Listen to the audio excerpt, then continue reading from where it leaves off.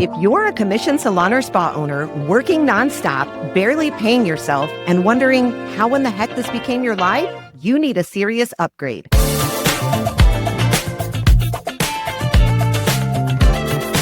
Welcome to the station. Hey friend, welcome to the station, the podcast where beauty pros stop playing small and finally build a business that feels just as good on the inside as it looks on Instagram. I'm your host, Bree, founder of the Beauty Biz Agency, and every week we are unpacking the real life, behind the scenes journey of what it actually takes to run a salon that's profitable, sustainable, and built to last. So whether you're leading a commission team, you're flying solo, or you're just trying to figure out what kind of CEO you want to be, this podcast is your space. And y'all know I couldn't do any of this without my ride or die co-host and co-founder, Chandra. So she's here with me today. Hey girl, what's up? Hey, not much. Just, getting through the day already. It's been a week. That's all I got to say. I am so ready to dive into this one because it's something that a lot of salon owners go through. We actually just coached one of our BBA members through this exact same thing, and we're going to talk about that in a second. But it's the head games that kick in once things finally start working in your business. You finally start living the life that you worked so hard for. You're not working every Saturday. Your phone isn't blowing up 24/7. And for the first time in years, you actually feel caught up. But instead of soaking it in, you start second guessing absolutely everything. Things like, are they watching me and thinking that I've just got it easy now? Like I don't care as much as I used to? Do people think I've stopped working hard just because I'm not glued to my chair anymore? Is my team silently resenting my freedom? If I rest, does that make me a bad guy now? Are they assuming that success came easy when they didn't see the years that I bled for this business? It's really wild the way that works, right? Oh yeah, it is crazy. Yeah, you work so hard to build a business that gives you some breathing room. And the second that you get that, guilt shows up like you've actually done something wrong. You finally get out from under the pressure and suddenly you feel bad for not drowning the way that every other salon and spa owner is drowning. Chandra, do you remember the first time success felt uncomfortable? Like you had to downplay it just to stay relatable? Oh yeah, I think I definitely started feeling like this when I stopped working behind the chair so much. And I felt like they were going to look at me thinking, I wasn't pulling my weight, I wasn't working as hard anymore, or I didn't care as much because I wasn't cranking behind the chair like they were. And so that definitely, I had that guilt for a while where I was just like, oh my gosh, they're not going to see me in the same way. They're not going to think I'm doing everything I should be doing, even though I was working 10 times harder behind the scenes to make everything better for them. So it was definitely a hard transition and crazy to think about that you feel like that when you are finally getting that freedom, like you said. Yeah, it's absolutely wild. And honestly, I think this is something that leaders just don't talk about enough. It doesn't just happen in our industry. It happens across the board. And it's really, really important because that tension between growth and guilt is very, very real. I actually remember a time when it hit me, when I first started being able to step out from behind the chair and living somewhat of a normal life, and it literally slapped me in the face.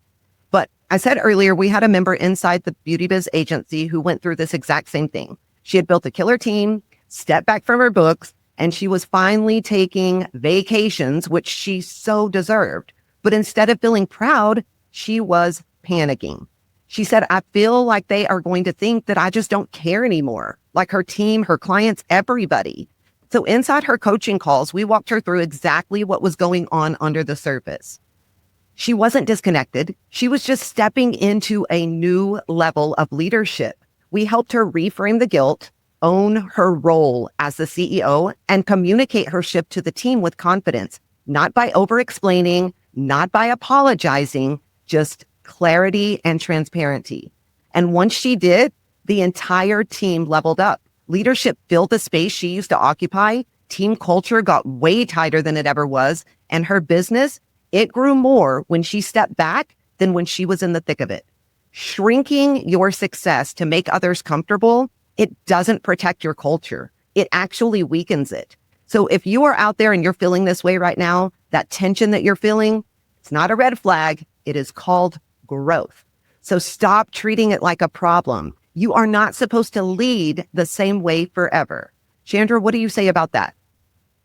No, I agree 100%. I think it definitely, when you step into that new role and your team starts to see what you're actually doing now and that it's benefiting them in such a huge way, it definitely makes your team tighter. It definitely grows your culture. I mean, that's what happened for me too. I saw a huge shift in the whole business when I did finally step away, and then I did stop feeling guilty about stepping away because it was worth it and it was important on the other side. 100%. I want to talk about what's really going on when this success starts to feel uncomfortable, because so many people think it's just this mindset issue, but in reality, that's not all it is. It's actually a leadership issue as well. And if you're not careful, that discomfort, it's going to start shaping how you show up every single day in your business. So let's break that down real quick. Number one, it is not a bad thing that you've outgrown who you used to be. That little voice that says, you've changed. You're not like your team anymore. You're right. You have changed. And that is not something to feel bad about. That is growth and it's important. But here's where a lot of salon owners just get stuck. They try to stay relatable by keeping themselves small. They stop talking about their wins. They soften their leadership. They start playing it safe, thinking that it'll make their team feel more comfortable. But shrinking yourself, that doesn't help anyone, and it never will. Your team does not need a watered down version of you. They need that full throttle, built this from nothing, iced coffee fueled CEO that they signed up to learn from. We forget that so often. They chose you to be their leader for a reason, and you've got to step into that. You're not doing anything wrong by being successful. You are just stepping into the next level. So stop apologizing for it. Chandra, I want to bring you in here. What would you say to owners who feel like their growth is causing distance between them and their team? I mean, I think it's really about communication and transparency, like kind of what you were saying earlier. Like if you're really transparent with your team, this is where we're going. I'm stepping into this new role to benefit the business as a whole and to benefit you guys, and to really start letting that guilt go on your end and making sure that, you know, you are stepping into that role and taking that on and not watering it down and making them feel like it. I think they feel like when you do start to water it down that you're not there anymore. You have kind of stepped away and you don't seem to care as much when you do start kind of watering that down instead of really stepping into that role 1,000%. Definitely. I agree with that 100%. Okay, number two, success guilt means you care, but it cannot drive your decisions. If you feel guilty for stepping back or for finally enjoying the freedom that you built, good. Props to you. That's, you know what I mean? Like, that's fine. But you can't stay in that spot. We all feel it. Like, you have to get through it. You're going to feel it because we all do. But you've got to move past it. You care. We know that you care. But caring and over-carrying are two very, very different things. And that's what you have to remember. When guilt starts driving how you lead, you're going to start overcompensating. Like Chandra just said, you take things on that you shouldn't. You hand or hold off on making changes that you know are right and you know you need to make, but you just don't make them. And you downplay the role that you've actually learned and the role that you actually need to be in. So Chandra was saying this earlier, instead of trying to prove that you're still in it and you're still doing enough, you've just got to be clear and direct. I would love to hear how you would say this to your team, Chandra, but I know at the Beauty Biz Agency, we kind of coach saying something like this. I'm proud of how far this business has come, and I've worked intentionally to build it in a way where I can step into a different role, one that is going to support all of us growing together. How would you translate that to your team? Yeah, I mean, I definitely felt that transition, right? When you're going through that, you're in that transition phase yourself. And so really you have to start accepting that new role yourself. And then I just translated that to my team. I definitely told them, like, I'm stepping away from this role so that I can step into a new role that I can actually help you guys reach your success faster. I can help the business get to where it needs to be faster. And I can be here for you when you need me. Because when I'm behind the chair all the time, I couldn't do that all the time. It would take me sometimes a week to get back to them on something that they needed help with. And so for them really seeing, okay, I think this is going to be a good thing. I understand where she's coming from. I understand where we're going. And then it was a pretty easy transition. Once I accepted it and I was like, okay, this is where I'm going now. This is who I am now. This is how I'm going to be. And just letting them know that. I mean, I was very upfront and honest with them and just told them, we're going to the next level. In order for me to do that, I gotta step into a new role in the business. So. Yeah, definitely. When you are transparent and your team sees how it benefits everybody involved, they stop thinking that you're pulling away and they start seeing you as a leader who is finally leading the business on purpose. It's really important. Number 3, talk about money without making it weird. Let's be honest. Money makes people uncomfortable, but in reality, it shouldn't. You are allowed to talk about doing well. You're allowed to celebrate if you paid off a debt for your studio or finally being profitable in your business. That doesn't make you arrogant. It makes you an example. And if you want your team to feel like part of the win, you have to build the business in a way where their growth is part of that structure. That means having clear, transparent commission plans, right? Real bonus areas, ways that they can earn extra, education opportunities, career paths that they can actually see and that they can actually attain. If someone resents you for having a day off or hitting a milestone after years of hard work, that's not on you. That's something deeper in the culture that needs to be addressed. And you've got to get that fixed. You can't fix the way that they feel, but you can fix your culture. Chandra, what would you say to the salon owner who is dealing with this right now and they don't know how to kind of piece that culture together so that this stops happening? I mean, I think it's all about really communicating that growth mindset and how you guys are I say you guys, but I mean my team, right? Like how they are really going to benefit from those changes, and being transparent about those numbers is a huge piece of that. Like if they understand exactly where the business is going and you're very clear with that communication, then they know where their part lies, right? Like this is my part to do X. Not only is it going to benefit me, but I'm going to be working in an even better environment where I can have these other things and I can have this other stuff that is a benefit to them. And so that's really being open and honest and just kind of putting everything sort of in their court in a way, but so that they understand, okay, I get it. Instead of it being like, oh, she's just making all this money and I'm only making, half, or, those thoughts that we have when we start to talk about money. You think your team is going to think about it in that negative way instead of thinking about it more as a whole, right? So fixing that culture leak, I think, is a big part. If you are struggling with that, I think it's really got to have a lot of very heart-to-heart conversations so that they understand the bigger picture. Because if they don't know that, then you're going to constantly be battling that culture problem. And it's such a stigma in this industry that you don't share your numbers with your team. You don't share, your financials with your team. And I know you and we coach through this all the time. You don't share everything 100%, but you do have to be transparent. And there are things that you want them to see.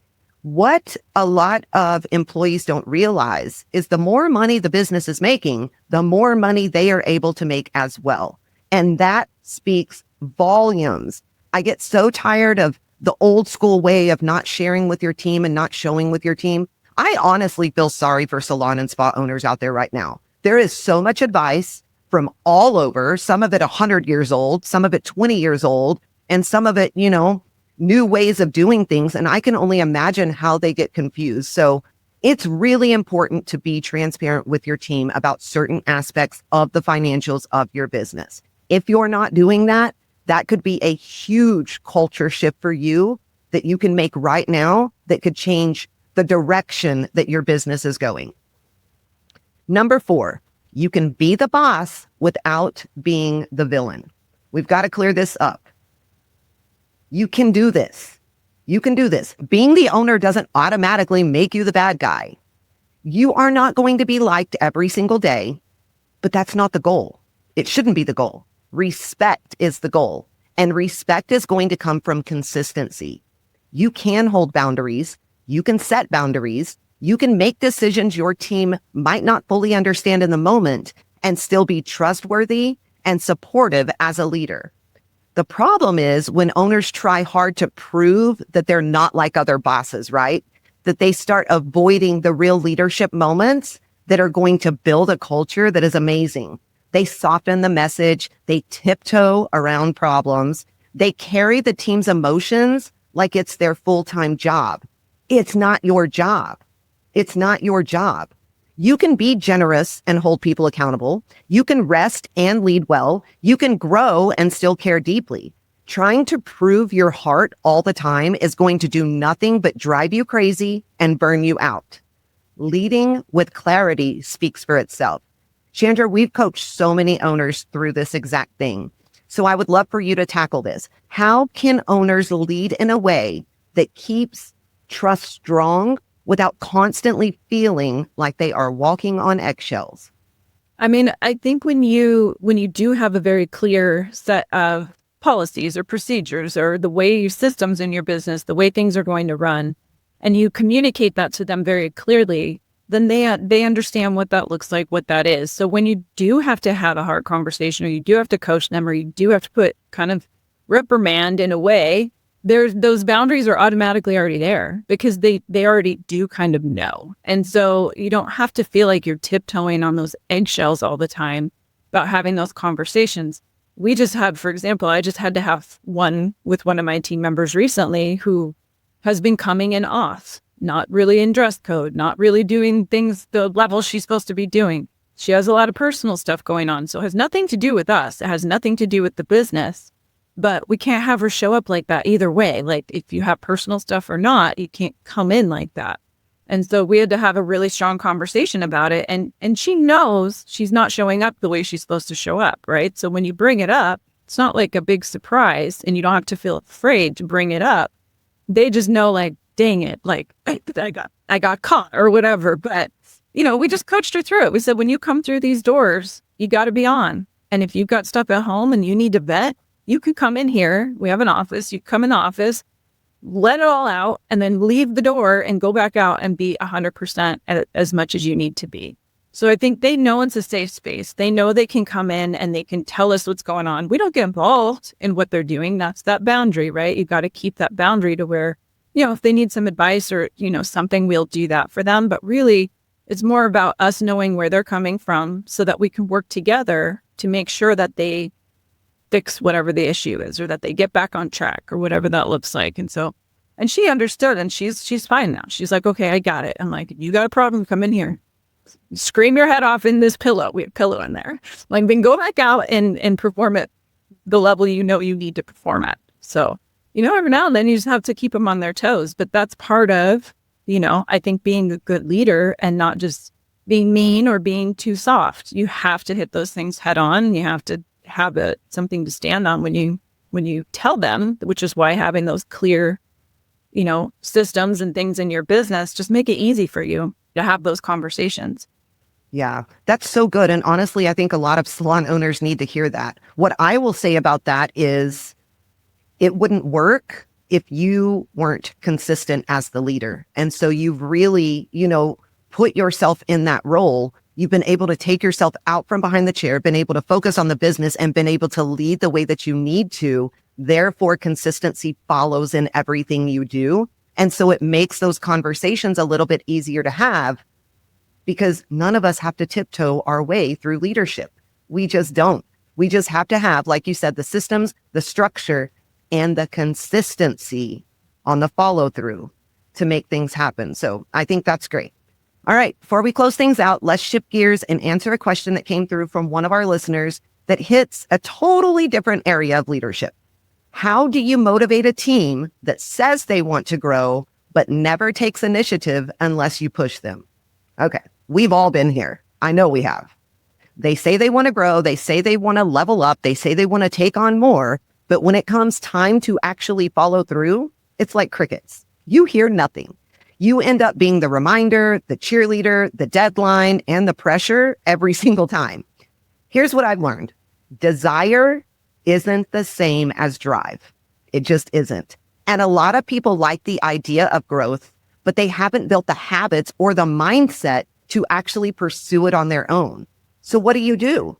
You set expectations that match the culture that you're building. Chandra just went through this. You make growth the standard, not a suggestion, and you stop rewarding passive participation. I can't talk today. We're going to go with it. It's really important. Chandra, I'd love your thoughts. How do you lead a team that says the right things, but isn't really backing it up with action? Yeah, I mean, I think it's kind of exactly what you said. That's kind of how we do it, is really making sure that we do have that growth. That's part of our culture. Growing is part of our culture, and there are things we have in place to help you grow. And so if they say they want it and they're motivated, they have to do the things we have in place that help them grow. And it's holding them accountable as well with that consistent, hey, if you're not hitting your numbers for your career path, I mean, it kind of is on them at some point. Like, you shouldn't feel like you have to push them up the hill all the time. They know what they're supposed to do. And, the unfortunate thing is, over time, if you can't finally get them to sort of understand and do the things they need to do to grow, they may not be a good fit for your team, because your culture is about growth. And you can only have people on your team that are aligned with that. And so that also helps kind of weed out the ones that you're going to push up the hill for 10 years that you just don't have the energy and the mindset to do, because it's not worth it in the end, because if they're not going to get behind it, they're not going to ever do it. And so that's kind of how, I would handle a situation like that, is making sure you have a plan that they can follow, that's easy for them to follow. And if they don't follow it, then there'll end up being those consequences. Yeah, one that's easy and one that is attainable, because something that we see quite often is salon owners come to us and they have KPIs and they have benchmarks and they have career growth plans, all of these things. But when we start digging through, we're like, holy crap, I couldn't even hit those. Like, that isn't even attainable for somebody who's been in the industry 25 years, right? And so it's very, very important that when you are creating this growth mindset, when you are creating these KPIs and benchmarks and all of these things, that they are created in a way that makes sense for your business and for your team. Because if they don't make sense and they're not attainable, you are killing your culture almost from the beginning. So 100%. Let's be real. Guilt is never going to make you a better leader. It's not. Shrinking yourself to keep the peace, it doesn't protect your team. It just teaches them that success comes with shame. And you don't want to teach them that. That is not the kind of culture that you should want to set out to build. Leadership isn't about proving that you're still in the trenches. It's about building something that is going to lift everyone up around you. And that starts with you showing them what's possible, not apologizing for it. So if you have been second guessing the very things you have worked so hard for, if your growth has started to feel uncomfortable instead of earned, it's time to fix that, because the business can't grow into its next level if you're still stuck in your old one. Inside the Beauty Biz Agency, we help salon and spa owners restructure their business, rewire their leadership, and create a business that actually works for them, not the other way around. No fluff, no shame, just real systems, strategy, and support that helps you lead like a CEO and helps you get the freedom that you deserve as a business owner. So head over to www.thebeautybizagency.com to grab our top tools, check out some of our coaching options, and start building a business that pays you well and actually gives you your life back. And hey, if this episode hit home for you, don't forget to like, subscribe, leave a review, and share it with another salon owner who needs to hear it. Every time you do this, it helps this message reach more salon and spa owners who are ready for real change and ready to make a huge impact on this industry. Chandra, how do our listeners connect with us and keep up with all the cool things that we've got going on at the Beauty Biz Agency?